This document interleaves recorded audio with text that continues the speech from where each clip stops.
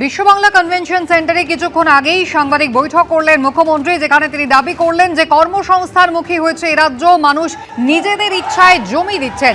নন্দীগ্রামের মতো গুলি না চালিয়েও যে শিল্প আনা যায় তা পশ্চিমবঙ্গে আসতে চলেছে, মানুষ নিজেরাই এগিয়ে এসে জমি দিচ্ছেন। কর্মসংস্থানমুখী শিল্প বান্ধব রাজ্য হবে পশ্চিমবঙ্গ। আগামী দিনে পশ্চিমবঙ্গে শিল্প করতে জমি কোনো সমস্যা হবে না। একই সঙ্গে তিনি বলেছেন যে রেলমন্ত্রীর উন্নয়ন মিশনে বাংলা যুক্ত হয়েছে, বহু শিল্প প্রকল্পের প্রস্তাব ইতিমধ্যেই তারা পেয়েছেন। টাটাকে ফিরিয়ে আনা হবে এই রাজ্যে, কিন্তু ব্যাংক কেলেঙ্কারি বা অর্থ নয়ছয়ের সঙ্গে যুক্ত রয়েছেন এমন কাউকে বিনিয়োগ করার অনুমতি সরকার দেবে না। ফুটপাত দখল করে কাউকে বসে থাকতে দেওয়া হবে না, জনগণের স্বার্থই অগ্রাধিকার পাবে।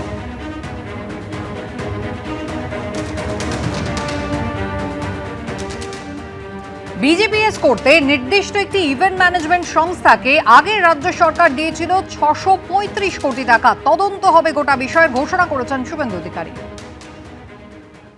বিজিবিএস করতে গিয়ে মমতা বন্দ্যোপাধ্যায় একটি ইভেন্ট ম্যানেজমেন্ট সংস্থাকে মোট 635 কোটি টাকা দিয়ে গেছেন।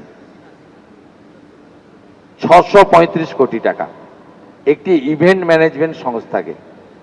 এরও তদন্ত হবে। তদন্ত শুধু নয়, মামলা আমরা করব এবং প্রয়োজন হলে মানি লন্ডারিং যারা ইনভেস্টিগেট করে তাকেই হ্যান্ড ওভার করব।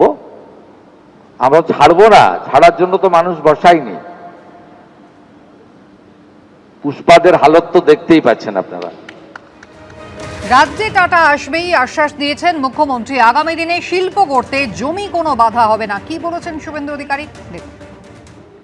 সিঙ্গুর এবং টাটা, এটা নিয়ে আমি এই মুহূর্তে আপনাদের বলবো না। প্রথমত বলি, টাটাকে এখানে আনবো আমরা, এবং সিঙ্গুরে যে জমি, সেই জমি সরকারের হাতে এখন নেই।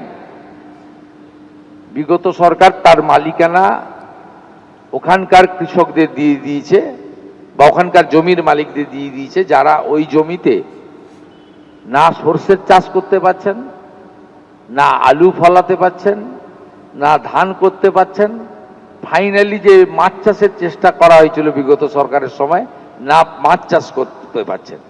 ওই মাটির সঙ্গে টাটার রড, সিমেন্ট সবকিছু মিশে রয়েছে। ওই মাটির নেচারই চেঞ্জ হয়ে গেছে।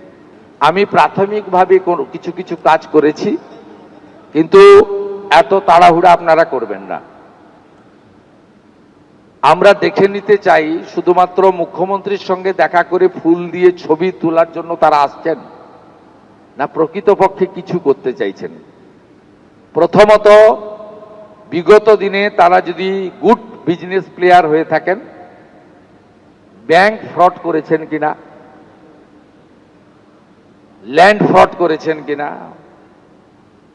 এবং তাদের বিরুদ্ধে কোনো ধরনের মানি লন্ডারিং সহ তদন্ত চলছে কিনা, এগুলো দেখা আমার প্রাথমিক কাজ।